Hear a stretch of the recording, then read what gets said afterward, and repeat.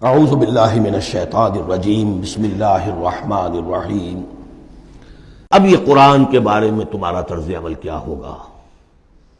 تصویر دکھائی جا رہی ہے پھر سابقہ امت کی، انہیں بھی ہم نے دی تھی کتاب تورات۔ مثل الذین حملوا التوراۃ ثم لم يحملوها كمثل الحمار يحمل اسفارا۔ مثال ان لوگوں کی جو حامل تورات بنائے گئے پھر وہ اس کے حامل ثابت نہ ہوئے۔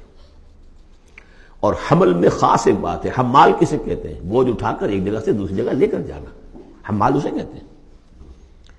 اسر اور حمل میں نے فرق بتایا تھا آپ کو سورہ بقرہ جب پڑھ رہے تھے آخری کا، کہ اسر وہ بوجھ ہے جس کے نیچے انسان دب کر رہ جائے، چل نہ سکے، اسر ہے۔ اور حمل وہ ہے جس کو لے کر چل سکے۔ اب عورت کا بھی حمل ہوتا ہے، وہ لے کر چلتی ہے۔ بہرحال جب ایڈوانس پریگننسی ہوتی ہے، دکھ تو ہے، تکلیف ہے، واہنن علی واہنن تو ہے، چل سکتی ہے۔ اسی طرح حمال ہے، وہ لے کے جا رہا ہے۔ تو حمل التوراۃ، یہ اللہ تعالیٰ جس کو یہ کتاب دیتا ہے، حامل بناتا ہے، اس کے ذمے سے پہنچاؤ۔ لتبیننہ، تمہارا فرض ہے اسے واضح کرو، اسے عام کرو۔ یا اہل القرآن، حضور نے فرمایا ہے قرآن والوں، لا تتوسدوا القرآن، قرآن کو تکیہ نہ بنا لینا، ایک ذہنی سہارا۔ ہمارے پاس اللہ کی کتاب ہے، 40 من سونا ہم نے لگا دیا ہے اس قرآن کو تاروں سے لکھنے پر۔ معلوم ہے آپ کو، رکھا ہوا ہے ہمارے ہاں، ایوبی دور کی یادگار۔ بہرحال قرآن مجید کے حامل بنائے گئے تھے اس لیے کہ غوروں تک پہنچاؤ۔ ثم لم يحملوها، انہوں نے نہیں اٹھایا۔ کمثل الحمار، ان گدھوں کے مانند ہیں۔ يحمل اسفارا، جو کتابوں کا بوجھ اٹھائے پھر رہا۔ مکالمات فلاطون بھی لکھ دیجئے آپ، باندھ کر گشڑی رکھ دے، انسائکلوپیڈیا برٹانی کا پورا رکھ دے، گدھے کو کیا فائدہ اس سے؟ مثل القوم الذین کذبوا بآیات اللہ، مثال اس قوم کی جس نے اللہ کی آیات کو جھٹلایا، بے صاحب بہت بری ہے۔ اب یہ جھٹلانا میں پہلے واضح کر چکا ہوں سورہ واقعہ پڑھتے ہوئے، یہ جھٹلانا ہے، یہ ہمارا قرآن کو جھٹلا رہے ہیں ہم اپنے عمل سے۔ ایک شخص آپ سے پوچھے گا، آپ قرآن کو اللہ کا کتاب مان لیا؟ میں مانتا ہوں۔ آپ نے کبھی پڑھا اس کو؟ آپ 7 سمندر کا سفر پار کر کے یہاں MBA کرنے تشریف لے آئے ہیں امریکہ میں۔ MBA معلوم ہوتا ہے کہ کوئی پتہ نہیں، کوئی جنت کی کوئی سیٹ ہے، کیا ہے۔ قرآن آپ نے نہیں پڑھا تو کیسا ایمان ہے آپ کا قرآن پر؟ کیا جواب دیں گے؟ تکذیب کر رہے ہیں اپنے عمل سے۔ بئس مثل القوم الذین کذبوا بآیات اللہ واللہ لا یہدی القوم الظالمین، اللہ ایسے ظالموں کو زبردستی تو ہدایت نہیں دیتا۔ اللہ کی ہدایت ایسی گھٹیا شے تو نہیں ہے، اتنی حقیر شے تو نہیں ہے۔ اب دیکھیے 4 آیتیں، یہ یہاں پر بھی 4 4 جمع 3 کی تقسیم ہے۔ 4 آیتیں پوری ہو گئی تھی، حضور کی بعثت 2 میں ہے، امیین نیوکلیس ہے، آخرین سب الیکٹرانز ہیں اس کے چاروں طرف۔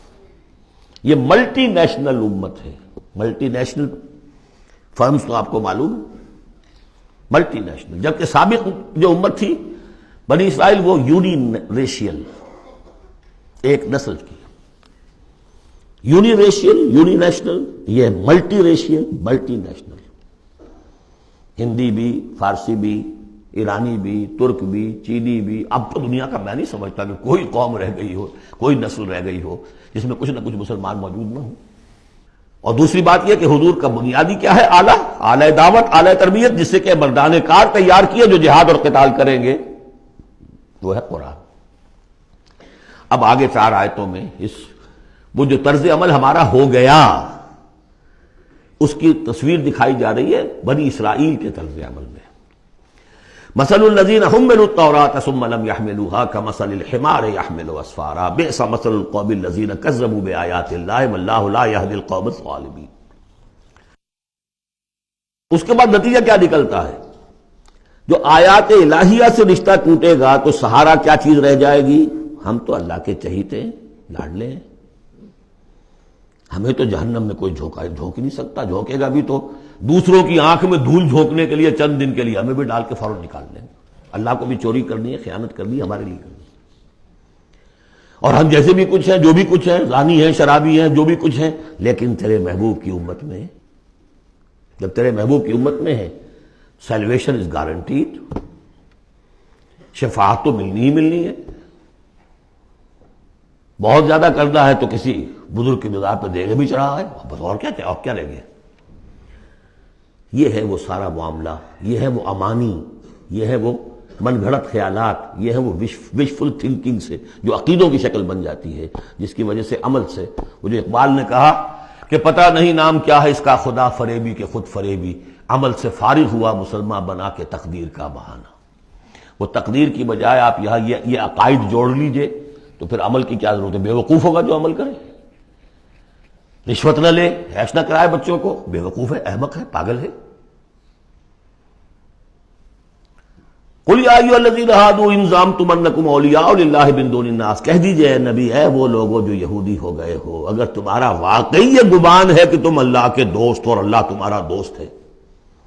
ان زعمتم، زوم کا لفظ اردو میں بھی بولتے ہیں خیال خام کے لیے، بڑا زوم ہو گیا اسے. ان زعمتم، اگر تمہیں یہ خیال خام لاحق ہو گیا ہے، انکم اولیاء للہ من دون الناس فتمنوا الموت ان کنتم صادقین، یہ سورہ بقرہ میں آ چکا مضمون.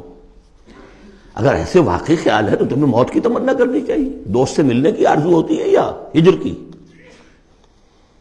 وصال چاہیے یا ہجر چاہیے؟ وَلَا يَتَمَنَّوْنَهُ أَبَدًا بِمَا قَدَّمَتْ أَيْدِيهِمْ، یہ ہرگز تمنا نہیں کر سکتے موت کی. کیوں؟ بسبب اس کے جو ان کے ہاتھ آگے بھیج چکے ہیں. انہیں معلوم ہے ہم نے کیا کرتوت آگے بھیجے ہیں.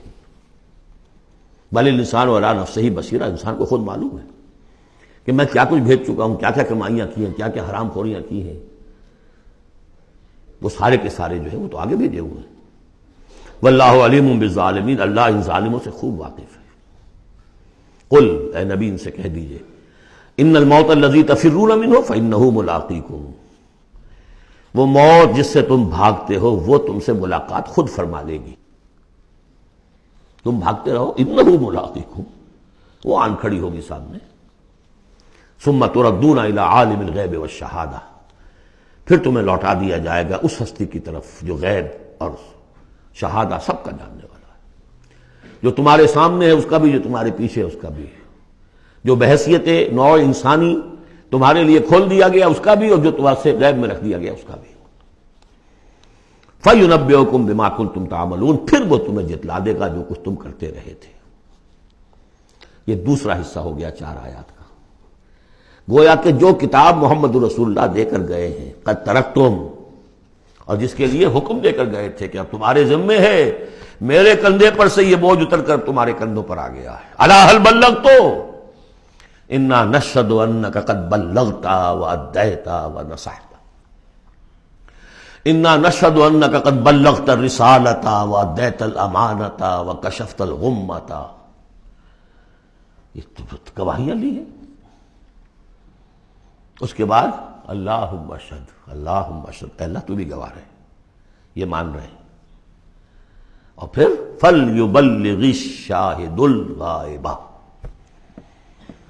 ایک سائی آف ریلیف. میرے کندھے پر جو بوجھ تھا، اِنَّا سَنُلْقِي عَلَيْكَ قَوْلًا ثَقِيلًا، آج وہ بوجھ میرے کندھے سے اتر گیا، لیکن تمہارے کندھوں پر آ گیا.